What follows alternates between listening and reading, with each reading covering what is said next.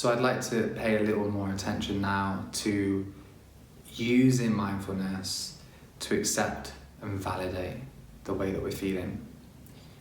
What does that look like practically? Like how, for example, how do I use that? Well, I find that it can be really easy to dismiss or resist the way that we're feeling in life. We can try and, control our emotions, we can wish them away, we can try and look at any distraction, we can watch something on Netflix, we can go out and get drunk, we can do many, many different things to just try and push away how we're feeling. The trouble is, what we resist persists. And if we're pushing stuff away, it doesn't mean that it goes. It means we're actually spending a lot of energy in keeping that emotion in the box, so to speak. A nice metaphor that I've seen before is, if you imagine and you think of your emotions like a beach ball, that if you push them away, it's the equivalent of just putting that ball underwater. Now, what happens when you're able to let go? Of course, it just rises to the surface, but you use energy in keeping those emotions suppressed. So the practice with mindfulness is just to kind of acknowledge and label and just kind of be like, oh, yeah, I'm feeling a bit sad. Or, oh yeah, I'm feeling anxious. Or I'm feeling stressed. Because it's quite incredible how easy it can be to deny our emotional landscape. And the thing is, mindfulness actually opens us up to realize that no emotions are inherently good or bad.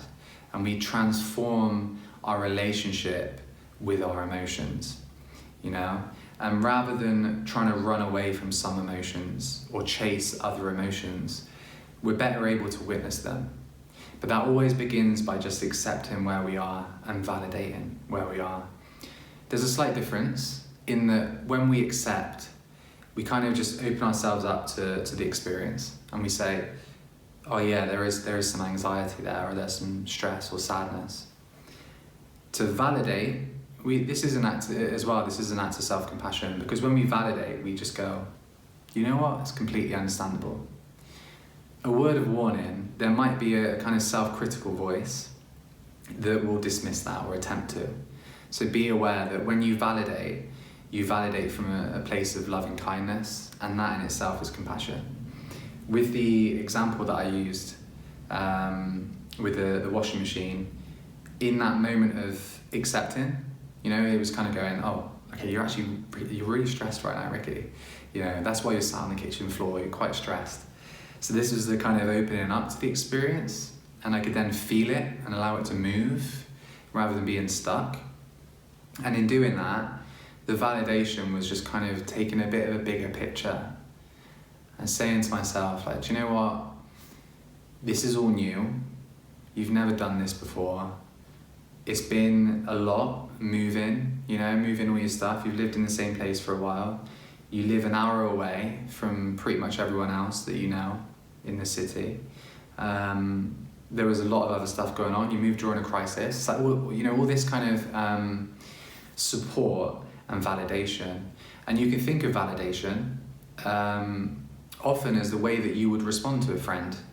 If there was a friend in need and they turned to you and said, oh, I feel anxious, but I feel like I'm silly for feeling anxious, or I feel weak for feeling sad, you might find that instinctively your response is a term of validation, right?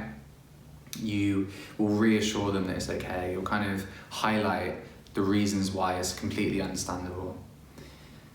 What we want to avoid is, and I mentioned before about self-pity or getting stuck, it's not that in validating we victimize ourselves, It's not that we validate and excessively say, yeah, oh no, the world is against you. You should be feeling bad. You should be feeling really bad. That's not quite what we do. It's actually a very supportive and encouraging type of validation where we acknowledge that things are difficult, but there is a way through. And the way through initially is to feel the feelings, so you can then become more resourceful and more pragmatic in the way forwards.